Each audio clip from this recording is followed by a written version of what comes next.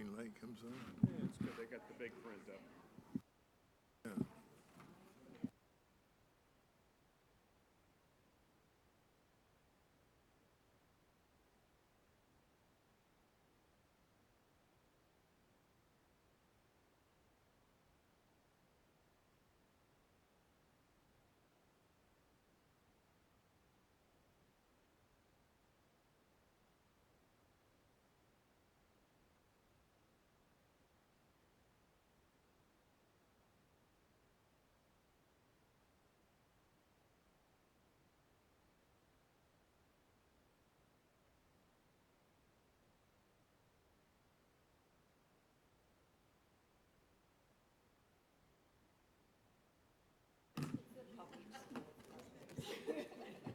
Okay, good morning, everyone. Can the folks online hear me? Somebody could chime in or give me a thumbs up? Yes. Good morning. Yes. Perfect, thank you so much. I'm going to go ahead and start the meeting off. Our chair, the elected chair, as you know, passed away this year, and we haven't had another meeting since that. And I wanted to take just a minute before we really kick off the meeting to thank all of you. I mean, we had breakfast here today. I do that every year to say thank you for all the work the committee does, our advisors that are here, my team, the bankers, the extended team. We couldn't do what we do without you. And I say this every year, every meeting, I always say this, but I feel a little even more thankful this year. Having lost Rick, you know, it touches everybody's heart. So I just wanted to say thank you to all of you before we get started today. Okay, so we have a number of things on the agenda. Mr. Dumars is on his way. He'll be here any minute. He's technically the vice chair, so he'll take over the meeting as soon as he gets here. I talked with the other committee members here. They're fine with me kind of running the meeting, so I'll get it started.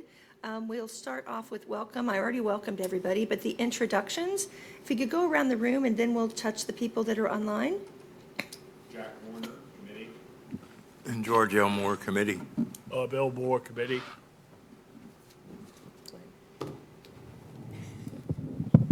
Richard Pengelly, PFM Asset Management.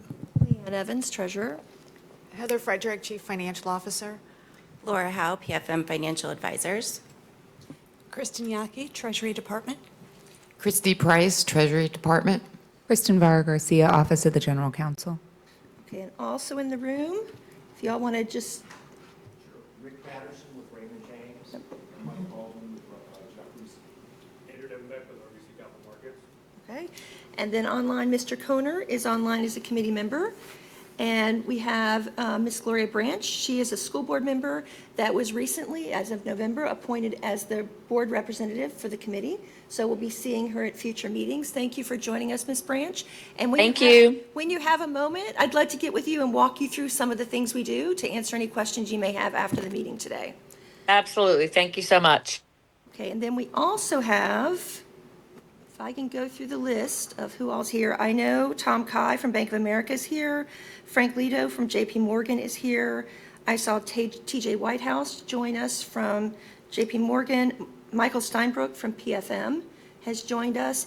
And I see a couple of phone numbers. Does anybody else online want to chime in if I've missed you? Draper, BofA Securities, good morning. Okay, I'm sorry, could you say your name again?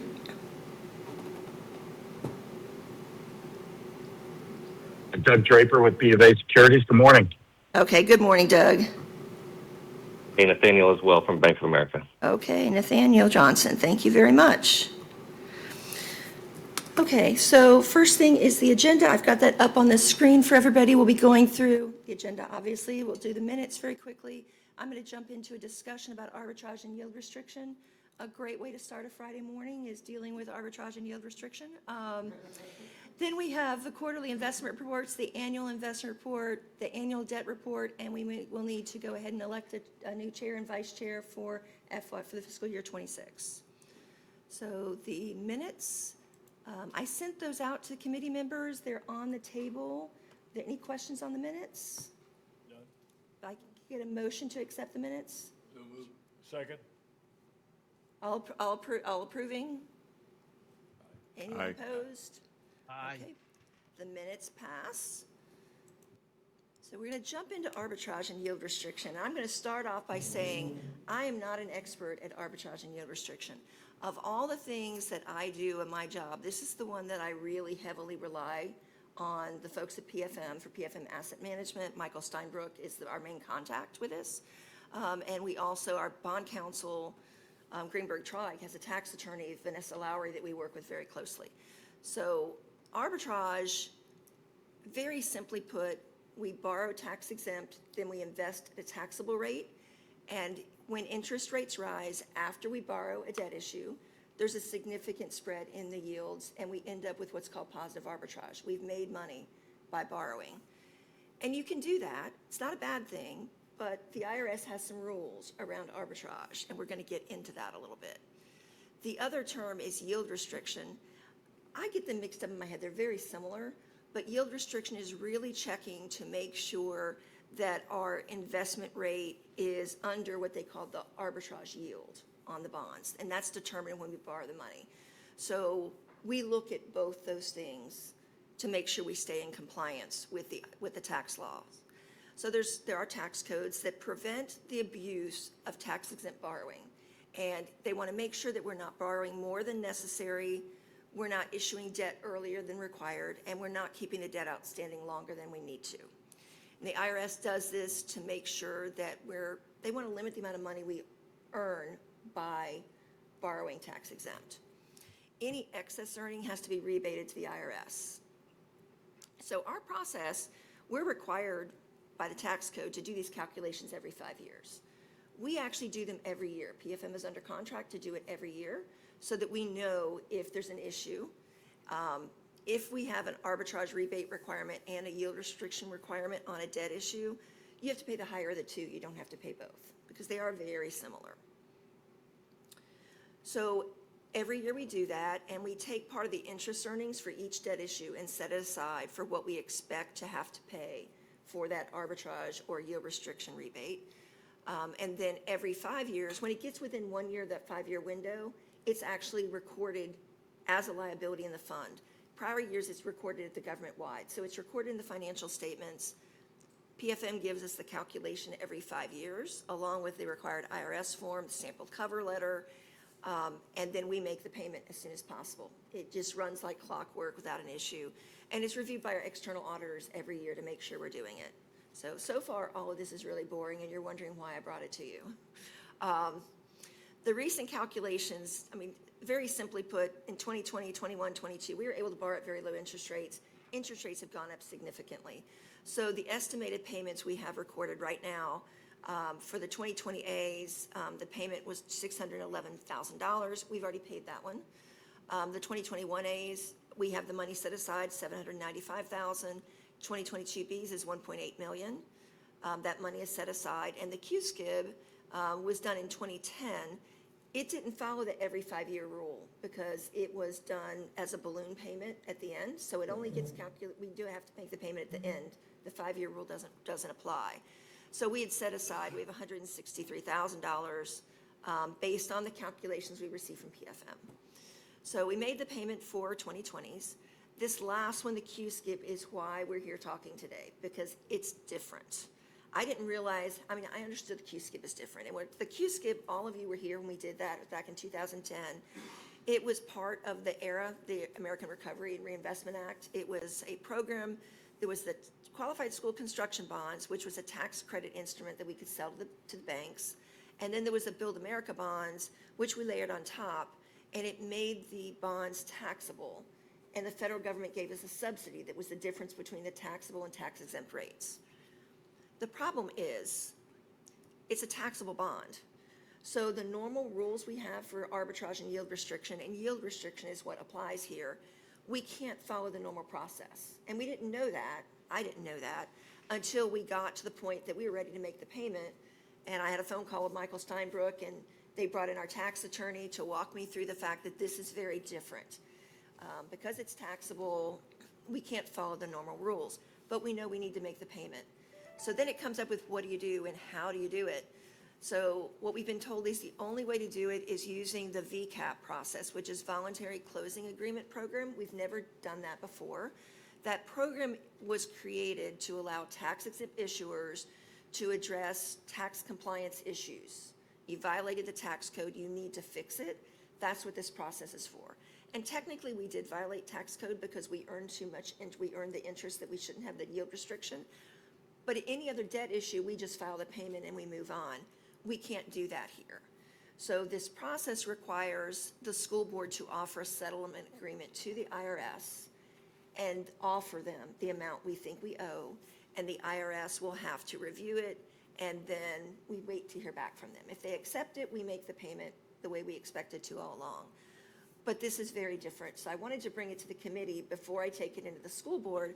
Working with General Counsel's office, obviously, it's not normal. I've never brought a settlement agreement to the school board when, I don't think the district has done it, because it's usually related to lawsuits. There's no lawsuit here. We just need to make a required payment to the IRS. The only way to do it is through a settlement agreement. So I wanted to make sure we brought this to the committee so you were aware of it. If you had any questions, I'm happy to answer them.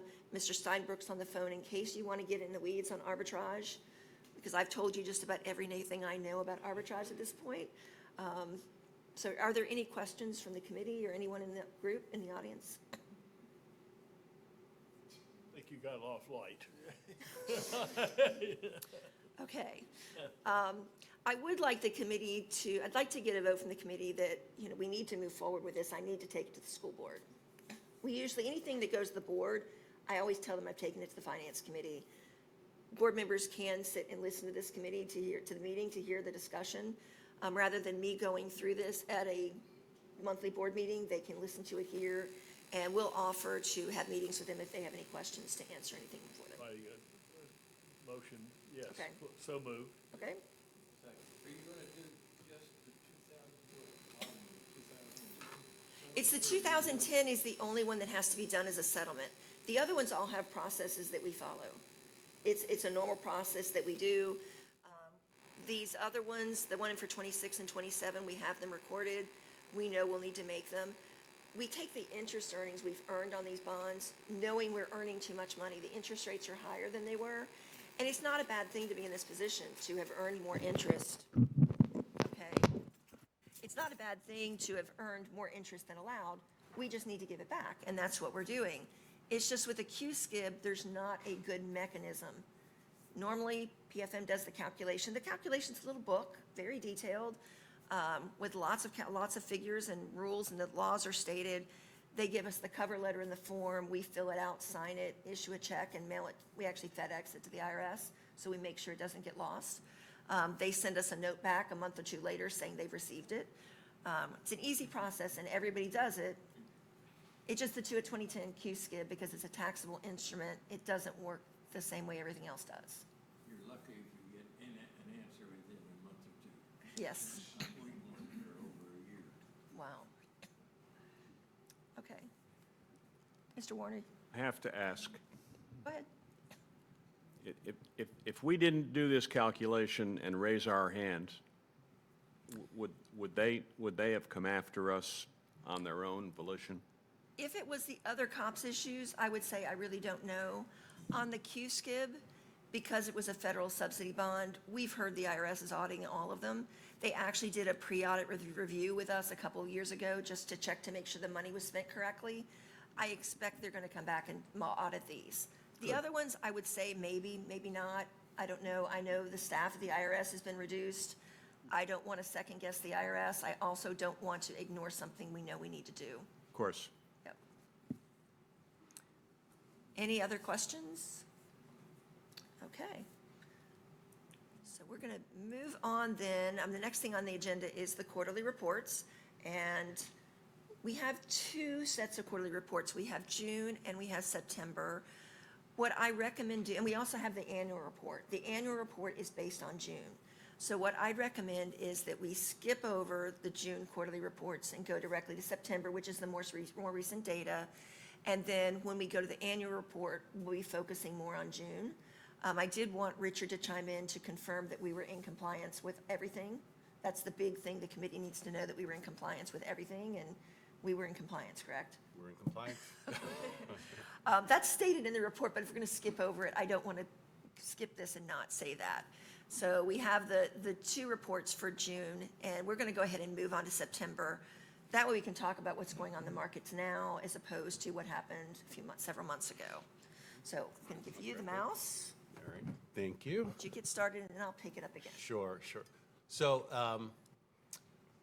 I guess we'll jump in and talk about tariffs, which has kind of been the big story in the early part of the year. We saw a ramp up in tariff collection, as we show in the 930 report. The effective tariff rate by the time we got to the end of June was around 12%, with probably when everything settles out, the effective rate being somewhere in the 15 to 17% range, depending on how you account for consumers making substitutions, maybe buying different products that might be a little bit cheaper. So it's significant revenue that's coming in, $32 billion in revenue being collected. There is we've heard questions about the Supreme Court case about a segment of the tariffs. Even if the Supreme Court rules against the administration on those tariffs, there are other mechanisms for them to continue the tariffs. So, really don't expect necessarily that we're going to see a reduction or peel back of these tariffs. And we've largely seen to date that companies have adjusted, right? So if you go back to April, when we had Liberation Day, the main story that we kept hearing coming out of companies was uncertainty. Same thing from economists, uncertainty. What is the impact going to be? How big of an impact are we going to see from the tariffs? And largely, that sort of settled down. And companies generally have continue to do well. I think with 90+% of the S&P 500 reporting, we've seen, I don't know, something like 80% earnings surprises to the upside. So companies have relied on the massive buildup of inventories that they did prior to this year or prior to the tariffs. They've changed around their supply lines. They've taken advantage of exceptions and exclusions to tariffs to sort of manage this. So we're hearing kind of a lot less noise in the economy from that. That being said, economists in the Fed have said that absent these tariffs, we'd probably see inflation being something like 0.4 to 0.5% lower if we took out those tariff effects. So, keying in on inflation, inflation recently has been relatively stable. It's still higher than the 2% target, kind of hovering in the 3% range. So still higher than where the Fed expects it to be. But if you take out the tariff effects, and if you look at something like the shelter component, which is one of the biggest components of the CPI measure, we're actually seeing that come down as well. So, estimates of where current inflation is, it might be somewhere in the 2.4 to 2.5% range, meaning that we're trending towards that 2% target. So if we shift to the other side of the Fed's mandate, beyond price stability, the jobs market is where we've seen some cracks and some concerns, and was probably the motivation for the Fed to start lowering interest rates, which they did. They started in September. They've lowered rates by 0.5%. We expect next week that they're going to lower it by another quarter point. The jobs market has definitely been softening up, and the data that we have been able to get both prior to the shutdown and kind of what we've seen sort of around the shutdown from other sources outside of the government, all point in the same direction, that things have softened up. Whereas last year we had 160,000 plus net new jobs being added to the economy each month.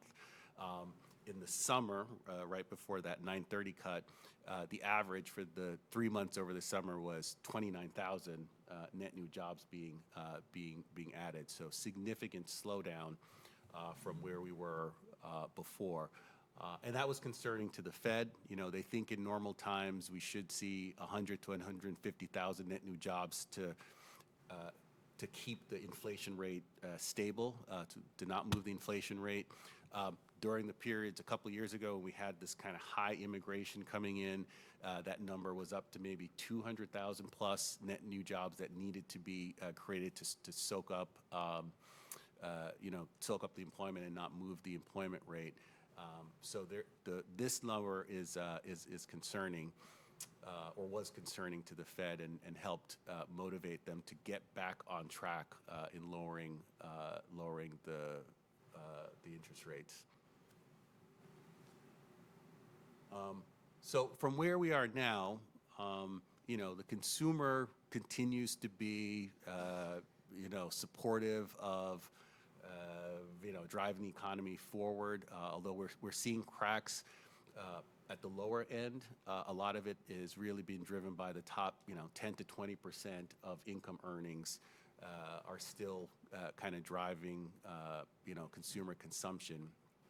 So, looking at rising credit card debt, student delinquencies, the bottom part of the economy is, showing some signs of softening and weakening.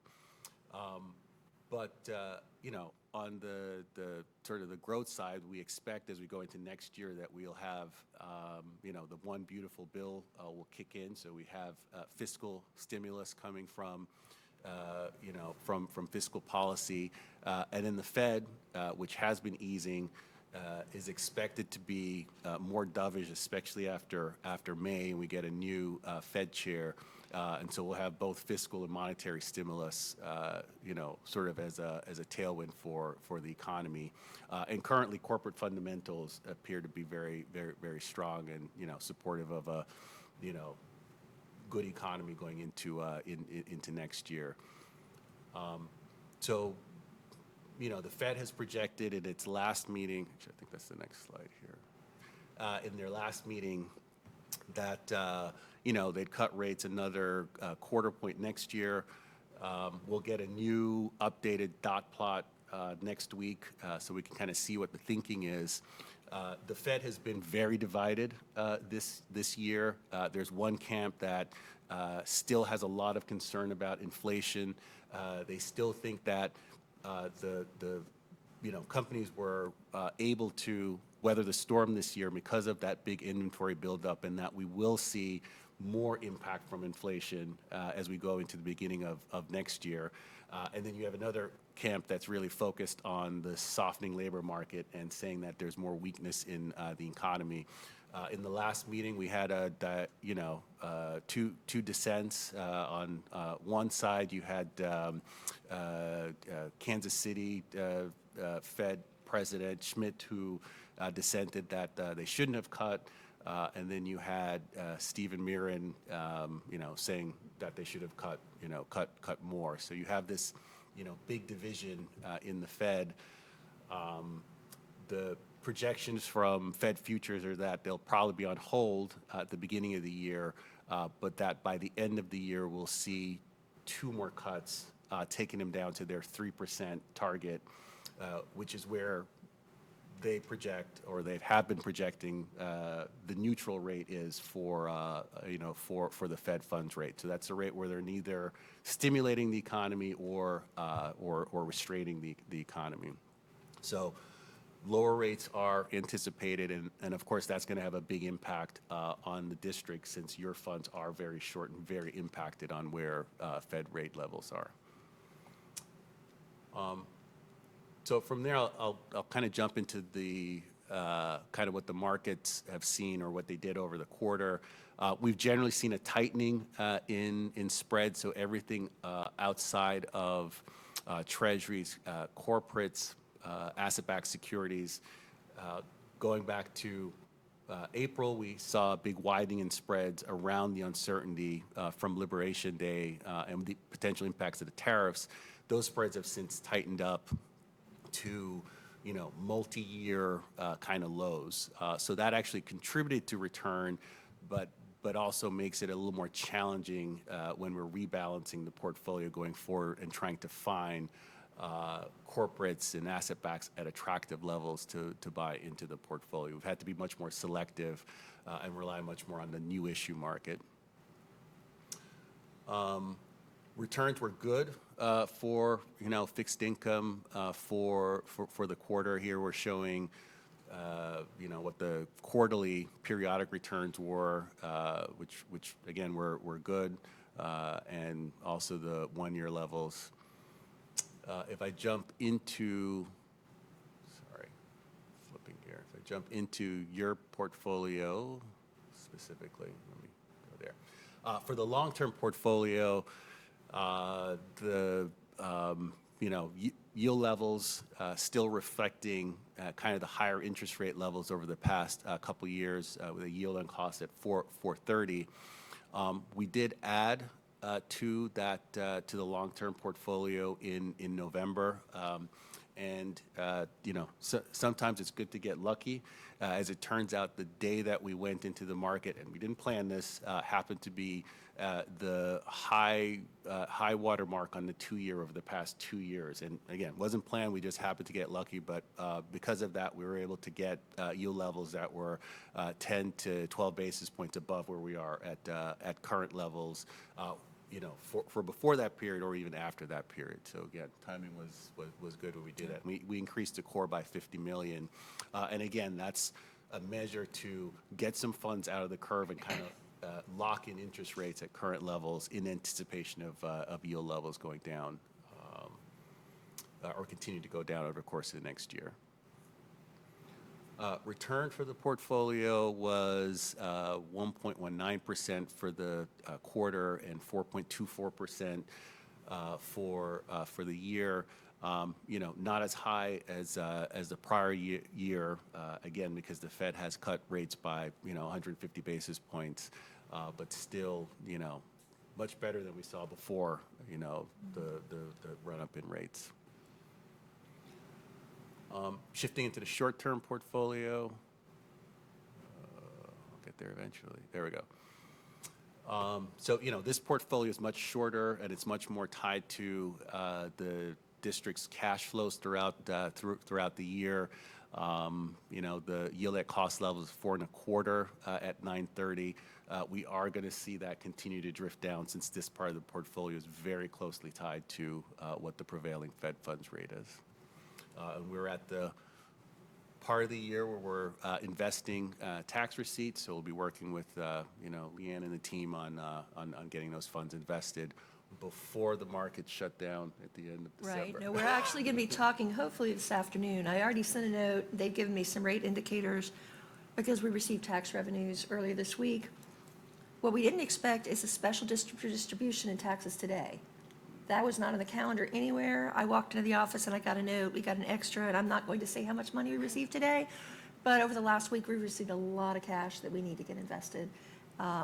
More than normal. I think a lot of people paid their taxes early this year. It's a higher percentage of what we received than we have in prior years. So that's good. It's easier to get things invested now than later in the month. So Richard's comment was really pointed to me that we need to get this done. And we sent a note yesterday getting the rates, and we'll be working on that this afternoon, probably to do it on Monday and Tuesday of next week. So I'll pause there for any questions.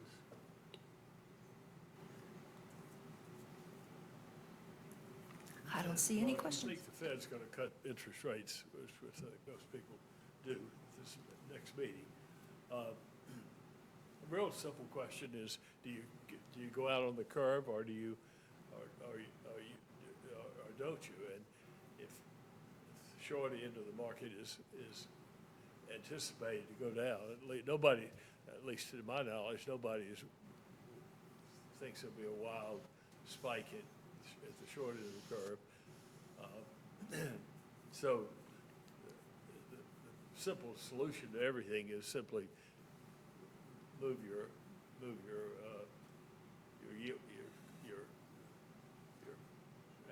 average maturity out a bit. And I assume that's the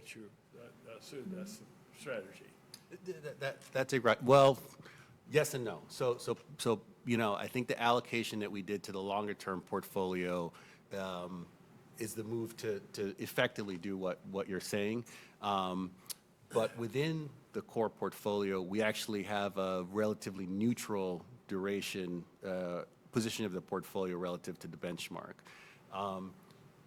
Between now and, after May, we can anticipate things are going to be very dovish with a new chair, although that's still just one vote. But between now and then, if we start seeing data that starts coming in that confirms kind of that other side of the Fed, we could see interest rates actually start trending up, right? We still have several months before we get to May and that point. So we're actually positioned neutral relative to the benchmark in the core portfolio. But we know that the overall trend is rates going down, which is why we put more in the long-term portfolio. Right. On the short-term portfolio, we're typically investing, we're laddering out based on when we need the cash. What we found this year is that we had extra cash in the short-term portfolio. And the question is, how much should we move to the core that could be invested longer than a year? So we share all of our cash flow projections, and when we share data with PFM, they get a lot of data from us. We've tracked the cash flows by fund going back to like 2006 or 7 to present with projections, and sent all that up and said, what do you think? They actually suggested doing even more than we did, and I was a little nervous to do up to like $100 million more in the core. The core portfolio is money that we don't access on a daily basis. So it's the board contingency reserve, the health insurance fund, that type of thing. If we get a hurricane, we'll have to tap that money. So I'm hesitant locking something in that could be 2 or 3 years out when we need to pull that money back and we could end up with a loss. So I'm threading a needle as to how much to put in that core. I'd love to put more in there, but it's a little nerve-wracking to put more and more in there, knowing that when we pull the cash out, we could end up with problems. So we've increased the core. It was great timing. I'd love to take credit for those things, but in my mind, you do it when you need to do it and hope it works out, and so far it has. So we've increased that core. Some more money's out, invested longer. With the short-term money, we're trying to put it out as long as we can to take advantage of that. The whole subject is so highly politicized these days. It's really, you have to try to get inside the mind of the current administration and what they want and what Right. more conservative people might think is a prudent approach. You're right. It will be very interesting to see what happens in May, when there's a new Fed chair. Yep. Okay, any other questions there? Okay, let me grab this. I'll pull up the district's quarterly report, and as you know, it's a little different. It's the same data. We just look at the entire portfolio as a whole rather than the individual buckets. So the interest history is one that I always look at. So blue is 25, orange was 24, 23. So you can see how much interest has gone up. And the black line is 26. So you can see it's already starting to drop, and I've already warned Ms. Frederick that I fully expect the interest revenue for this year, 26, will be less than last year because interest rates have come down. We did lock in some rates. That's good. That'll help soften that blow, but we will see interest earnings will be less this year than it was last year. It could be less than it was in 24. We'll just have to continue to monitor that. The total portfolio as of September 30 is $1.8 billion. It's a lot higher than that today. As tax revenues come in, that makes a big difference. We had 2% in cash. That's the school internal accounts. I can't invest those. I never know how the schools, 182 schools, are going to manage their cash. That's our cash bucket. It's actually earning a very low amount of interest from the bank. It is earning some interest, but we treat that like cash. 66% in money markets and LGIPs and 32% in securities. The percent in securities has already gone up pretty significantly with amounts that we've invested, and will be going up even more in the next week or so. But September 30 is really the low point in cash for us. for these reports because we haven't received any of the property tax revenue yet for the year. Core portfolio, the return, Richard just went through that.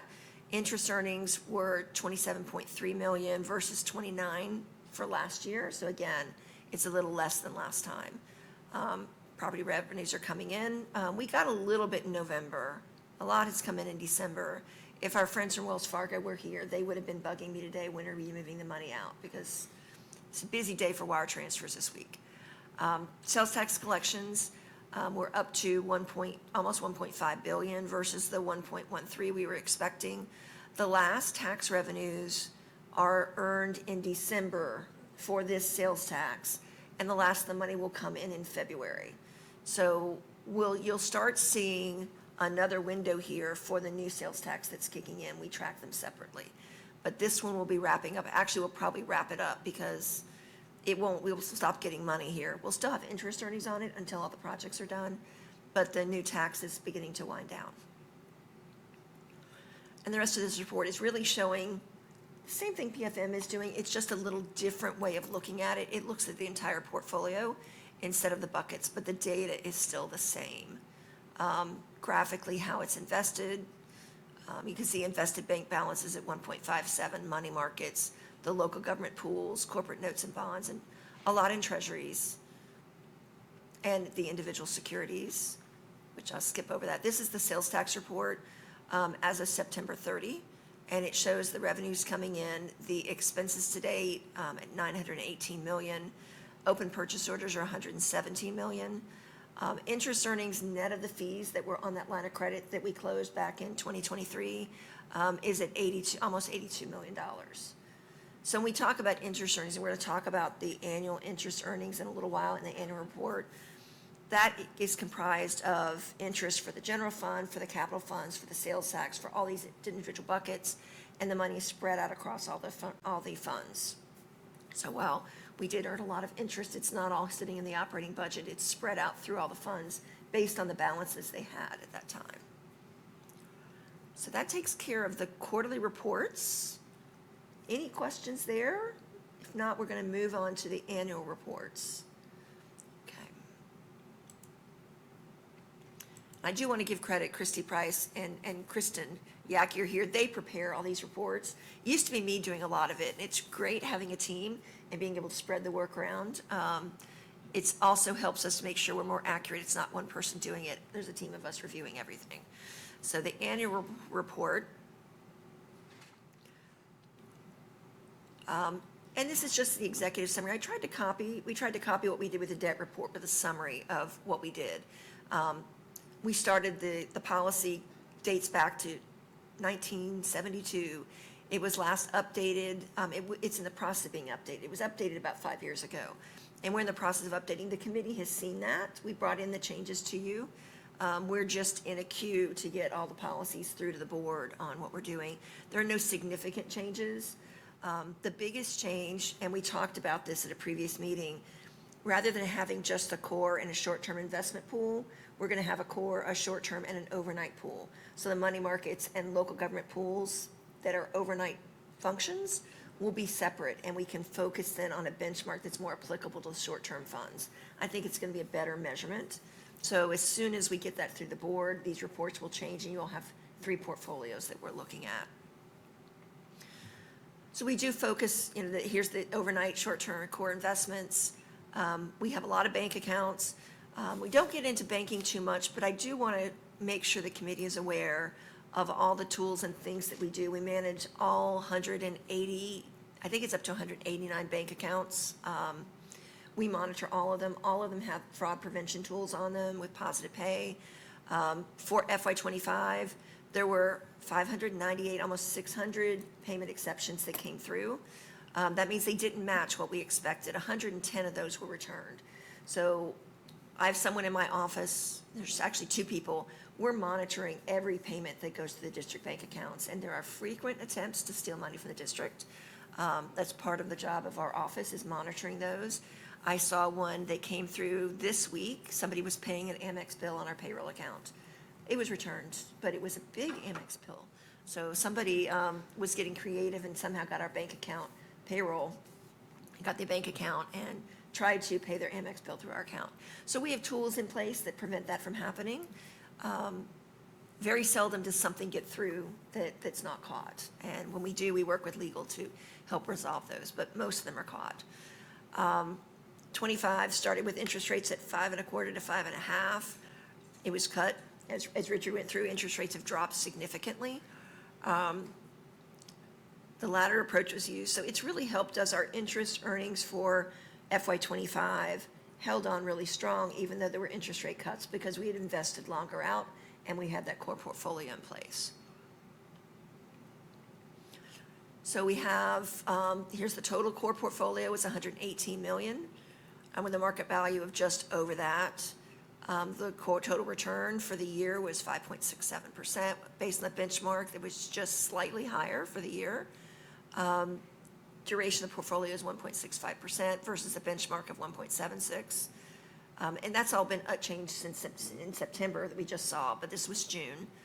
Total interest earnings for the year was $118 million versus $107 million in 2024. Again, that money is spread against a lot of funds. A lot of it's sales tax, a lot of it's capital. The money is spread around based on where the balances were kept. I mentioned the different companies that we work with, where the bank accounts are. The list of board members on the second page, and the list of committee members were the people that were in place over the term of this report. So I kept Rick Miller here as the chair. He was here through the entire year, almost into June, so I kept him on here. The board members are listed as they were for 2025. We do have a change here. Actually, this doesn't show it, but Ms. Brill is still the chair. Mrs. Andrews declined to run for vice chair. The new chair is Matthew Lane. So the bottom line here, we offer our sincere appreciation to the Finance Committee for their ongoing support and expertise. I'm not sure you all realize how much I rely on you and your comments. You're very thoughtful. You ask a lot of really good questions, and over the years, you've helped us improve what we do dramatically, and we really do I appreciate, and the school board and the district staff really appreciate the work that you do for us. So this is a June 30 report. The highlights there, and I'm going to turn it over to Richard to let him talk a little bit about June and the whole year from PFM's perspective. The property tax collections were just slightly higher than last year. Those tax collections also include some prior year tax revenue. That's why it's over 100%. We never collect the full 100%. Some people always pay late. So this includes prior year taxes from last year. Sales tax collections, it's really the same information we just went over, except it was for June. And I think I'm going to turn it over to Richard now, because this is our version, and right behind it is yours. Not sure exactly what you want to talk about for June, but you want to skip over the market update because it's outdated. I think so, yeah, I think so. So we'll just show kind of the portfolio as it looked at that point. And, Leanne kind of already touched on that, kind of what the details look like. The, yield on cost was at a 4.30. That's going to continue, drifting down on the portfolio as rates are coming down. Returns were, of course, much higher because we're coming from a much higher yield environment. So it's actually kind of interesting to compare that. We had a 4 handle on the 9/30 number that you just saw, and it was a 5.57 for the look back year in June 30. And unfortunately, that's going to keep coming down here to the extent the Fed keeps cutting interest rates. But yeah, the last couple years, fiscal years, have been very strong for returns in the long portfolio. I have to say, even if 4% and 3%, that's so much better than the 0.25 we had for several years. So while I'm sorry the rates are coming down, it's still so much better than it was just a few years ago. So I'm thankful we're earning interest at all. It's great. And critically, and most importantly, it's keeping the funds earning above inflation, which is kind of the goal for the overall goal for the reserves. For the long-term portfolio, and this is the one I'll kind of touch on. you'll recall a couple meetings, one of the policy changes that we did do is to separate out this portfolio and identify a specific index that we'll use for this portfolio going forward, which will more closely tie it to where we actually manage it. It's typically about 90-day or 1 quarter average duration, and then the index will reflect that going forward now and separate it from that shorter term overnight LGIP index that the policy currently has. You know, the portfolios were, you know, in line or, you know, in compliance with the policy at 6:30. If you want me to step through this part of the presentation. You can. I think we're still good on time. But one of the things that I wanted to mention, we talk about compliance, we're monitoring to make sure we're in compliance with policy every time we do a transaction. PFM also is checking that. And I had the opportunity a couple of years ago now to go up there. There was a due diligence meeting for Florida Palm for the Investment Advisory Committee that was up in their office in Harrisburg. And I happened to be on vacation and I was up near there. So I went over and took part in that and got to see their office, and I got to see them do a trade. And they tried to do a trade that wasn't ours. They were using a city or a county as an example, but they tried to do a trade outside the policy. It blocked them. So even if the trader is not paying attention, the system would block them to make sure that they're checking that we're in compliance with everything all the time. So it would be very hard for us to be out of compliance with our policy. Yeah, the policy gets coded in as, you know, kind of a language, and each trade is checked pre-trade and post-trade to make sure everything is in compliance. And then that's done electronically, and then there's a trade desk check at the end of each day for every portfolio, and then a separate compliance team is monitoring all of the transactions. So it is very hard to have something go out of compliance. So yeah, I don't know what else to touch on Well, here. the rest of this isn't really the same information for September. It's just old, right? Yes. Okay, so if the committee is comfortable with this, we could set aside the rest of the annual report and move on to the annual debt report. And just as a reminder, these annual reports will go to the board. They're going to the board in December. We're required by policy to present those to the board each year. So they'll be getting this. The annual debt report, you've seen this every year, and I go through this, and I'm going to focus on the changes from last year, because otherwise it can be very boring. It's exciting to me. There's a lot of work that goes into this, and we do actively manage our debt portfolio.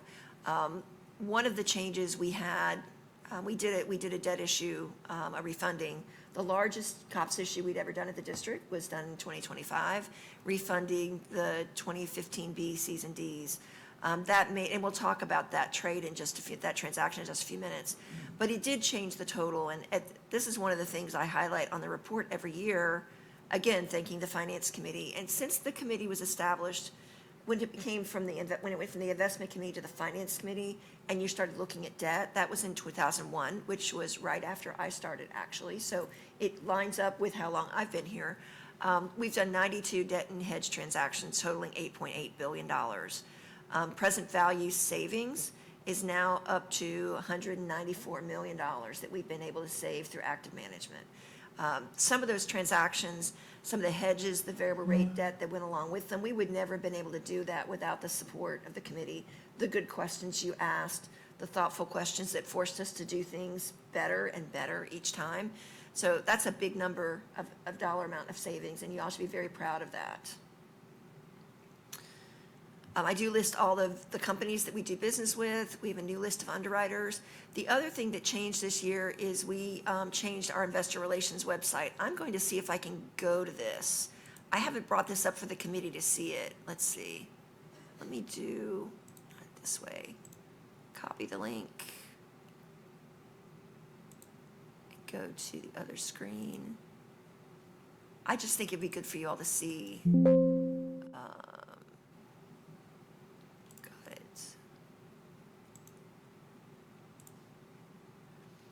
In case you ever go out and look, it's got these disclaimers where they're tracking so we can see how many people go into the debt report into this and what they're looking at. It's not bringing up the picture yet, or it's still thinking on it. It's got a picture of the front of our building there, but it lists, it's a really good one-stop shop for everything related to debt. It has, if you go to the bond archive, it lists every single transaction, and here's that last one that we did that was $275 million. You can click on the details, has a little disclaimer again, but from there you can get the official statement, you can get the information on the bonds that refunded. All this information is readily available to the public. It's helpful for rating agencies, investors to be able to find this. We're using a platform called BondLink that does this for a lot of governments throughout the country. So they can go in, people that have a subscription, which is free to everybody to use, they can go out and they can pick, these are the bonds we're monitoring, and get emails on them. And they can do comparisons looking at Palm Beach schools versus Hillsborough schools, for example, and get a lot of information there. So it's a nice tool. We implemented that over the course of the past year. And I don't think I'd ever shown that to the committee. So I just wanted to point that out. It does have, if we're doing a bond sale, and there's not anything out there right now, it would have a highlight of new deals so that people could look to see what's out there. It's just a way to make the information more readily available to the public. Yeah, and I wonder if anybody else, any other members of the committee are interested, but I would be interested in having them send me a print copy of the Annual report? official statement I can do, for the bond, for the 2025 bond issue. I only have one. We don't print very many of them. I can send it to you electronically very easily. Okay, well, that'd be good. That'd be- Okay. Thank you. Yep, absolutely. I'll make a note. We only get 2 of those each year. The cost of printing has gone up significantly, and we ended up with boxes of books that nobody used, so now we only get one's in the official transcript, and then I have one in the office. That's fine. But Thank you. I can send it to you electronically. I can also send you the link to where you can go poke around and pull any of them that you like. Well, just send it to me if you would, please. I will. Thank you. But that is a really good tool if you're interested in what any government entity is doing. There's a lot of information out there. We go through the history of debt. I used to get lots of questions from the public, from board members. Why we issue debt? Why do we have this big debt service payment that we have to make every year? And so when we started doing the debt report, I added the history in here because it spells it all out. I mean, back in, the first COPS issue was done in 1994, and our average enrollment in school capacity, our high schools were at 28% of capacity. Very overcrowded. We went through a period where we were building a lot of schools. We financed a lot of them. We've also replaced a lot of schools over the years, and that has helped us bring the schools into the current environment of education. You know, we're providing all the materials they need. It's also addressed all the old safety violations, and they call them comprehensive safety inspection violations. There was a lot of things that happened, and that's why we borrowed money, and we still have to pay all that back. The debt service is going down, and we'll see that chart in just a few minutes. But I go through the history really from 1994, all the heavy student growth, the Finance Committee starting in 2001, replacing all the old wood portables with new buildings. We did the sales tax in 2004. At that time, we thought we were going to borrow $334 million to help build schools, and we ended up, over the same period of time, borrowing $798. Somehow, whenever we do a sales tax and we're spending a lot of money on buildings, construction costs manage to go up at the same time. I guess it's the law of supply and demand that kicks in. So every time we go out to build a lot of schools, all of a sudden the prices go up. So we've dealt with that back in 2006 and 2008. We're dealing with it now as well. This shows the schools that were financed, whether it was new or replacement seats, replacing schools, obviously. This is what happened, over this period of time between 1995 and 2011. The next big story happened with the reduction of our taxing authority. You all know this story, but the state reduced our taxing authority for capital from 2 mills to 1.5. At the same time, you had the Great Recession kick in, and we went from the point from building schools to barely having enough money to make our debt service payments in the capital budget. We actually had 2 years where we took part of the operating budget to help cover debt service payments. And it's taken a long time to get to where this red line is the value of the 2 mills that we had for capital back in 2008. The dark blue line is the actual tax revenue of what we've received. The green is what it would have been with 2 mills. So without, the green is showing really the impact of the recession. When you layer in the fact that the taxing authority went down, you can see it took several more years to get to where we had the same amount of money we'd collected back in 2008. It was 2021, 22 when we got back to that. That's really the reason that the school district and many other school districts went out for sales taxes in 2017.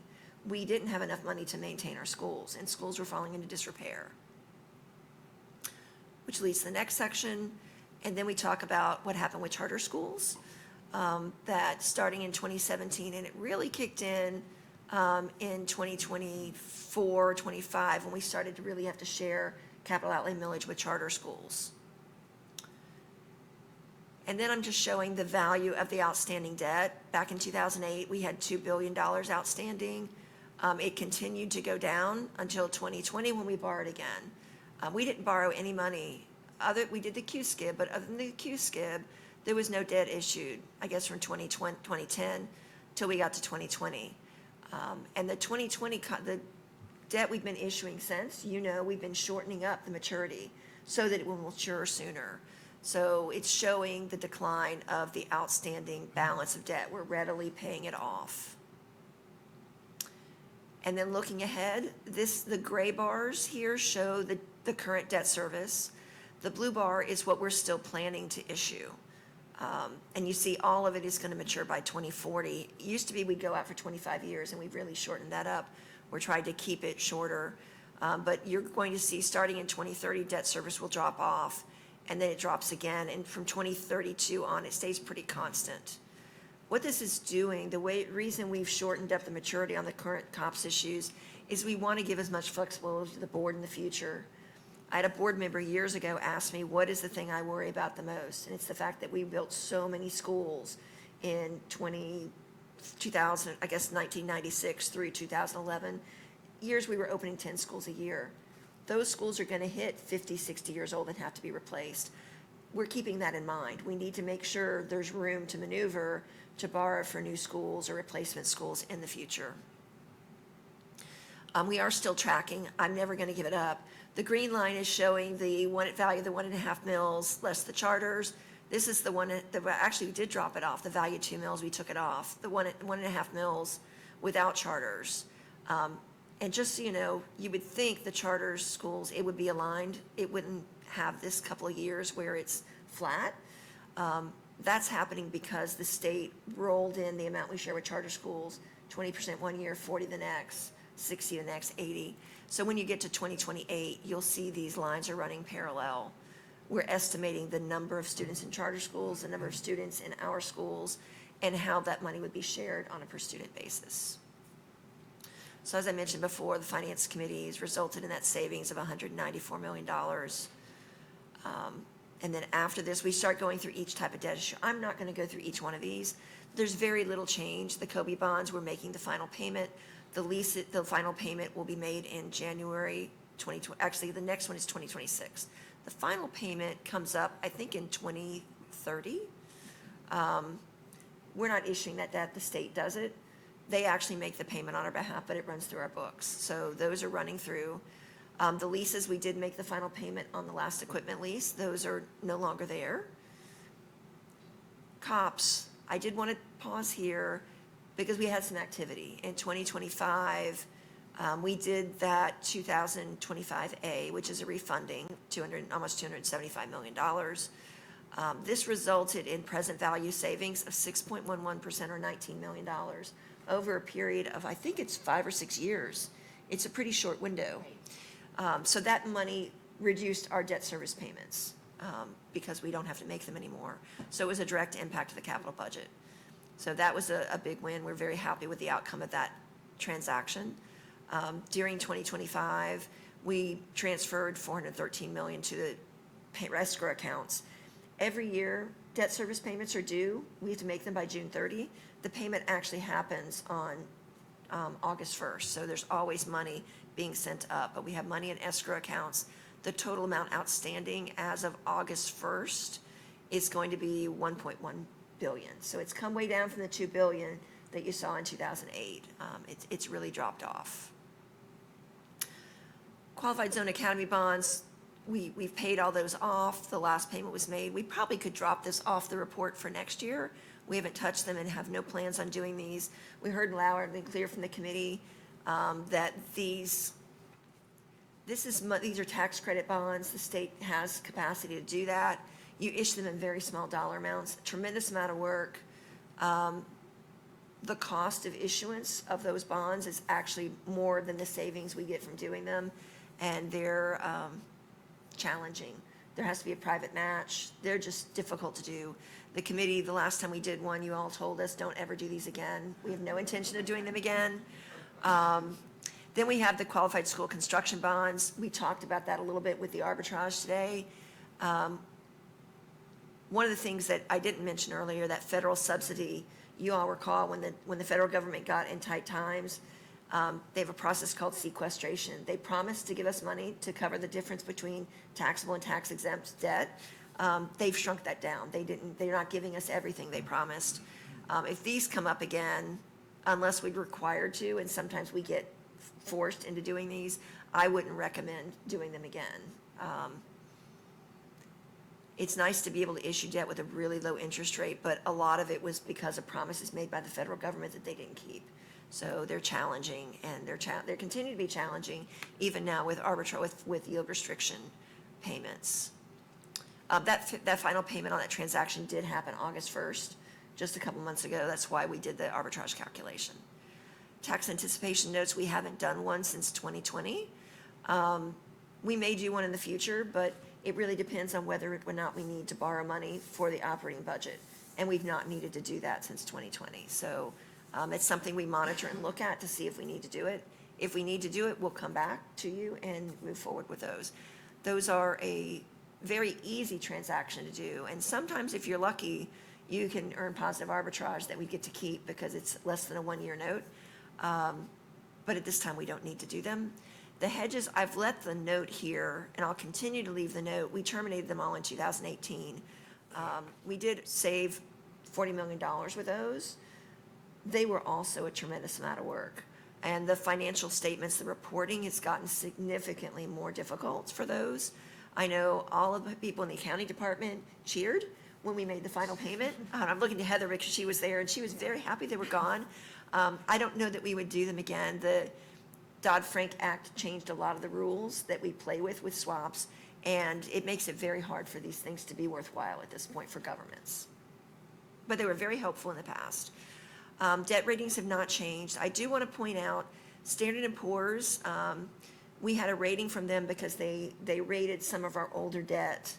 We're not using them as a rating agency on current debt, and the last one matured.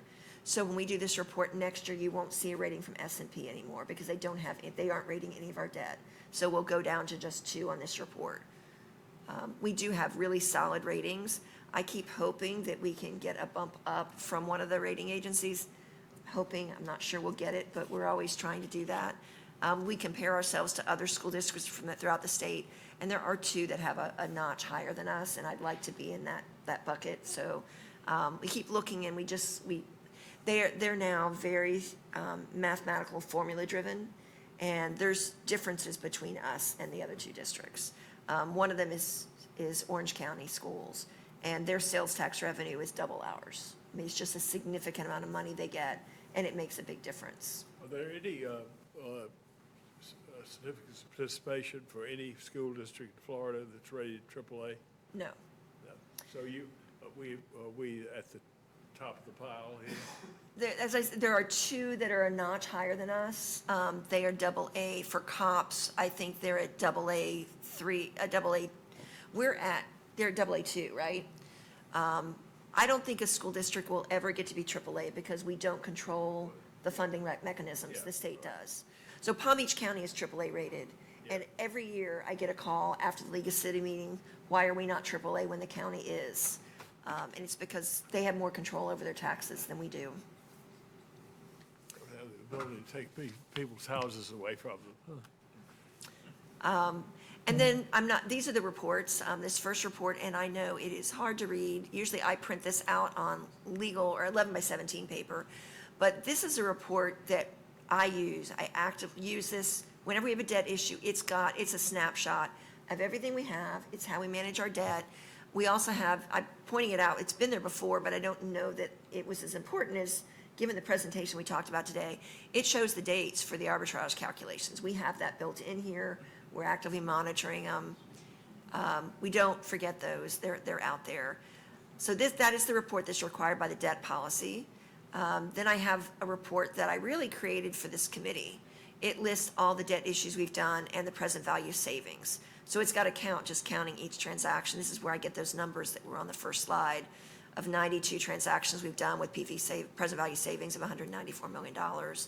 I do break it out, how much of it was done with how much we issued in new money debt, how much was refundings, how much was swaps, and the totals. So this is really to track all the work that we have all done together. And then this is another version of the report. It was actually requested years ago from a rating agency, and it's something that we monitor. I know I share this with the legal department frequently. It shows all the schools that are in the master lease that we built with COPS. It becomes very important when a school comes up or somebody comes up and they want to put a cell phone tower. You can't put a cell phone tower on land that is in the master lease. So whenever there's a real estate transaction, Kristen's calling, what do we have on this school? And I send her the latest. And Kristen, this is the latest. I'll have to send it to you. It was just done. So this is through June 30. But it lists every school, and it breaks down, how much the value of the construction, what was asset. Non-asset is typically used when we did a remodeling or something like that. We didn't incorporate the land into the master lease, but it lists it by deal. And for each deal, it lists subsequent refundings or restructurings that happened. And each time we do those, it's to save money and to reduce our cost of capital. So there's all the COPS issues. And the last, I always thank Laura Howe for putting this together. Let me make this smaller. This is a schematic of all of our debt issues. And this is a big sheet of paper, 11 by 17, that's laminated in my office that we pull out and scribble on, because you can follow from each debt issue. You can follow up to see where it was refunded and where it's at and when it matures. It's a nice tool that, again, these are tools that we use. The annual report's required as part of the policy, but all the reports that go behind it are tools that we're actively using. So it's a good summary for the committee and for the board to see what we do and how we do it. Are there any questions on the debt report? And when you talk about what other people do, I'm not aware of anyone else that puts a report together like this.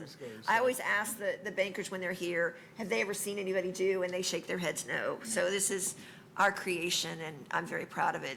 The team did a lot of work on it this year to pull it together. I propose that the Finance Committee commend the Treasury operation and the Treasurer for the splendid work that y'all continue to do year after year. It's really terrific. Well, thank you very much. Thank you. So all in favor? I'm saying aye. Thank you very much. I think we only have one other item on the agenda, and that is to elect a new chair and vice chair for the coming year. So I'll ask first if anybody's interested, and then I'll say I'll take nominations. I know it's hard. Rick Miller served as chair for many years. I try to make it very easy for you, so it's not a lot of work. Sometimes I call you in advance of the meeting to walk through what's going to happen, but if it's a normal meeting, you just walk in like everybody else. It's just running the meeting. Here are no volunteers, so I'll accept nominations. I'll propose that we elevate the current vice chair to the chairmanship. That would be Mr. Dumars. Seems very businesslike to me. Second.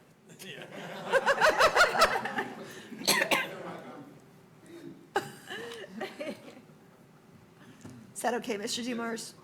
Okay. Any other nominations? Okay, all in favor of Mr. Dumars? Aye. Any opposed?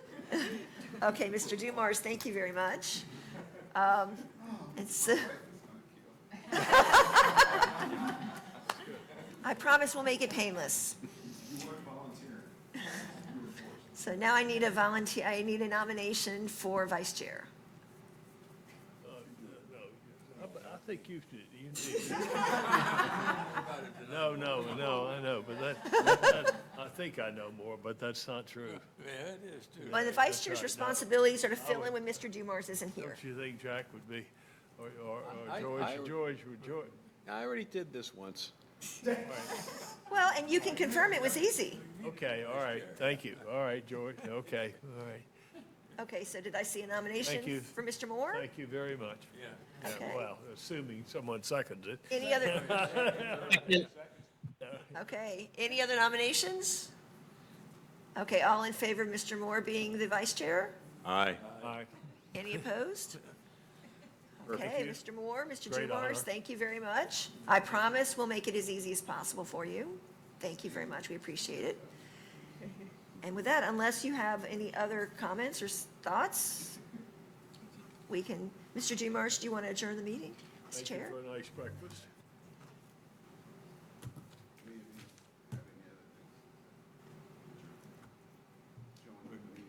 Okay, thank you very much. Happy holidays, and again, thank you so much for all the work that you do for us. We appreciate it.